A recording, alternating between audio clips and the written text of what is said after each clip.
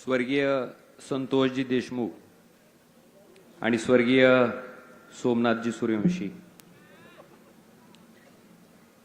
या दोन तरुण युवकांच्या हत्या अतिशय निगृहीतपणे या महाराष्ट्रामध्ये घडल्या। त्या हत्येच्या निषेधार्थ आणि या कुटुंबाला न्याय मिळण्याच्या उद्देशानं या आक्रोश मोर्चाचं आयोजन आपण या ठिकाणी केलं। या मोर्चाला उपस्थित असलेले सर्व धाराशिव जिल्ह्यातील सर्व तरुण मित्र, वडीलधारी मंडळी, बंधूंनो, माझ्या माता भगिनी, व्यासपीठावर विराजमान असलेले सर्व मान्यवर, बंधूंनो, मी संतोष देशमुखांच्या घरी ज्यावेळेस घटना झाल्याच्या नंतर गेलो, भेटलो, मी बघितलं एक ही ताई आणि तिचा लहान भाऊ। मला माझी स्वतःची आठवण झाली।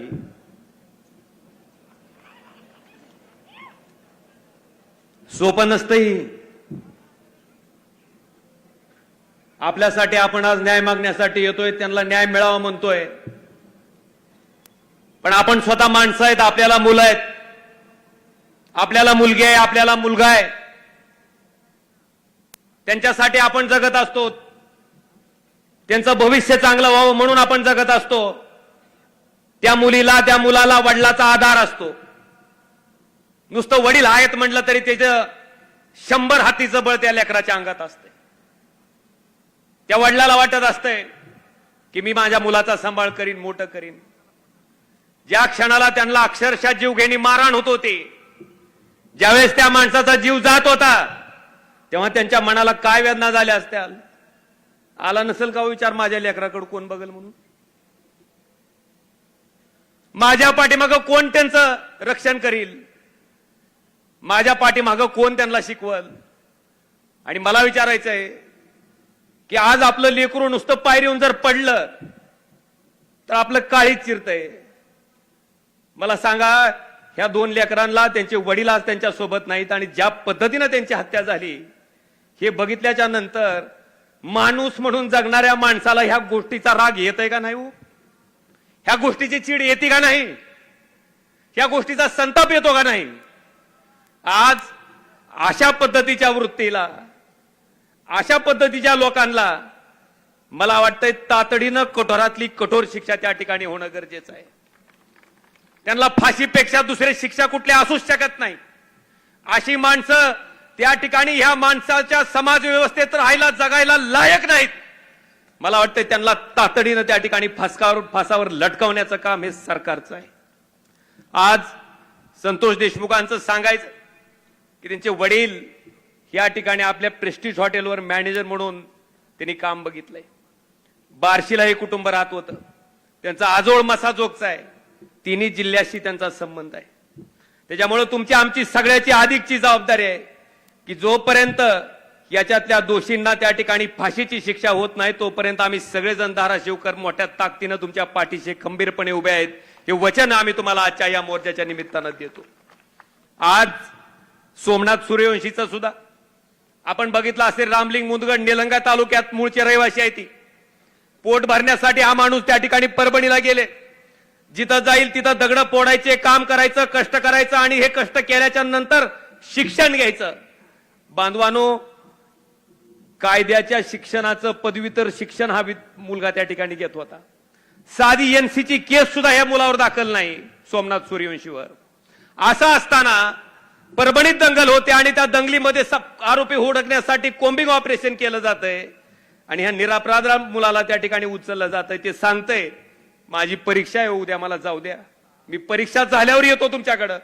बांधवानो, त्याला त्या ठिकाणी पोलीस कोठडीत नेलं जातंय आणि तिथं त्याचा मृत्यू होतोय, तिथं त्याची हत्या होती। मला वाटतं ह्या आणि ती हत्या झाल्यानंतर अजून एक साधा एफआयआर सुद्धा कुणावर दाखल होत नसेल तर नेमकं न्याय मागायचा कुणाकडे? या दोन घटना आहेत आणि या दोन्ही घटनेतले जे कोणी दोषी असतील त्यांनी जोपर्यंत गुन्हा दाखल होऊन त्यांच्यावर फाशीची शिक्षा होत नाही तोपर्यंत तुमची आमची सगळ्यांची जबाबदारी ही फार मोठी आहे।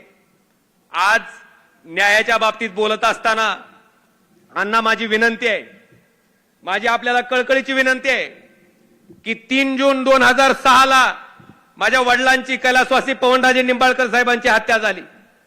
आज जवळपास 4, 10, 14 आणि ही 4, 18 वर्ष संपलेत. 18 वर्ष संपलेत. अजून अण्णा प्रकरण ट्रायल कोर्टातच आहे. अजून ट्रायल कोर्टात आहे. माझी आपल्याला विनंती आहे की खरंच ह्या कुटुंबाला आणि ह्या वृत्तीला जर त्या ठिकाणी धडा शिकवायचा असेल, या कुटुंबाला न्याय द्यायचा असेल, तर माझी विनंती आहे अण्णा की फास्ट ट्रॅक कोर्टाकडे हा खटला त्या ठिकाणी चालवला जावा आणि वर्ष 2 वर्षात त्याचा निकाल लावून त्या ठिकाणी आरोपींना फासावर चढवायची कारवाई त्या ठिकाणी व्हावी. अण्णा आज कुठल्याही समाजाच्या माणसाची हत्या झाली की त्याला जातीचा रंग दिला जातोय. काय कारण आहे बाबा? अण्णा ही जात नसती, ही वृत्ती असती. काय वृत्ती सांगती? मी पदावर आलो, मी आमदार झालो, मी मंत्री झालो, माझ्या पक्षाचं सरकार तिथं आलं, 1 टर्म 2 टर्म गेल्याच्या नंतर त्या माणसाला मस्ती चढती. त्यांना वाटतंय सगळं आपल्या हातात आहे. असे 2 खून केले, 3 खून केले, आम्ही पचवू शकतो. त्या माणसाला त्या ठिकाणी कॉन्फिडन्स येते आणि मग अशा पद्धतीच्या घटना त्या ठिकाणी समोर येतात. बाज अण्णा मला सांगायचंय की हा आत्मविश्वास जो माणूस, जे शासन त्या ठिकाणी देतंय, मला वाटतं ह्या वृत्तीचा न्यायनाट करणं त्या ठिकाणी गरजेचं आहे.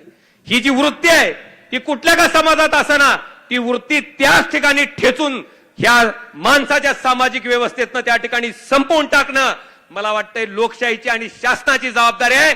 शासन तर निश्चितपणे त्या ठिकाणी कारवाई करेल, पण एक माणूस म्हणून त्या कुटुंबाला न्याय मिळण्याच्या उद्देशानं, त्या कुटुंबाला न्याय देण्याच्या उद्देशानं निश्चितपणे आम्ही तुमच्या सोबत, तुमचा भाऊ म्हणून त्या ठिकाणी कायमस्वरूपी पाठीशी उभा राहू. हे वचन सुद्धा मी देशमुख कुटुंबीय आणि सूर्यवंशी कुटुंबीय ह्या दोघांनाही देतो. बरचसं बोलायचे बांधवानो, पण एक मात्र आहे अण्णा, सामान्य माणसं सगळं अतिशय आवर्जून सामान्य निमूटपणे बघतायत.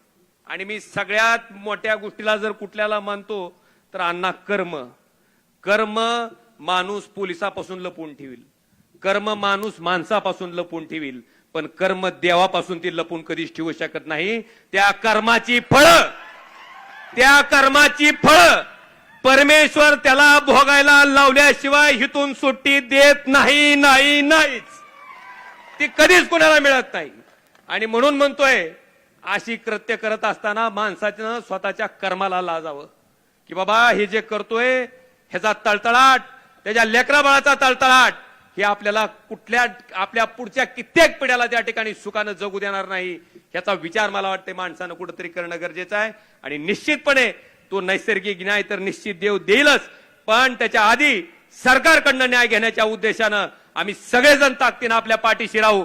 आज मला बजरंग बाप्पाचं सुद्धा अभिनंदन करायचंय की ज्यावेळेस ही घटना झाली त्यावेळेस त्यांनी मानवाधिकार आयोगाकडे त्या ठिकाणी तक्रार केली होती, कारण अतिशय अमानुष घटना आहे.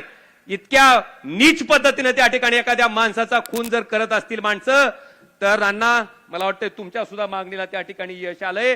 मानवाधिकार आयोगानं त्या ठिकाणी एक वेगळा गुन्हा या प्रकरणात नोंदवला आहे. नुसतं गुन्हे नोंदवून केस केली, दाखल केली, प्रोसेस चालू आहे. तारीख पे तारीख न जाता त्यांना फास्ट ट्रॅक कोर्टापुढे हा खटला घेण्यात यावा, हे दोन्ही खटले घेण्यात यावे. आणि त्या ठिकाणी ह्या कुटुंबाला जर खरा न्याय द्यायचा असेल तर त्यातले जे आरोपी आहेत त्यांना ज्या दिवशी फासावर लटकवलं जाईल त्या दिवशी खऱ्या अर्थाने ह्या कुटुंबाला न्याय दिल्याचं समाधान तुम्हा सर्वांना त्या ठिकाणी मिळाल्याशिवाय राहणार नाही.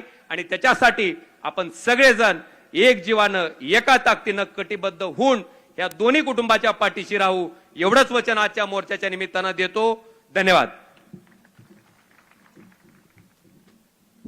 आता निरोपाच्या चिठ्ठ्या खिशात आणि मंचावर पाचारण करतोय सन्माननीय सुरेश अण्णा धस यांना.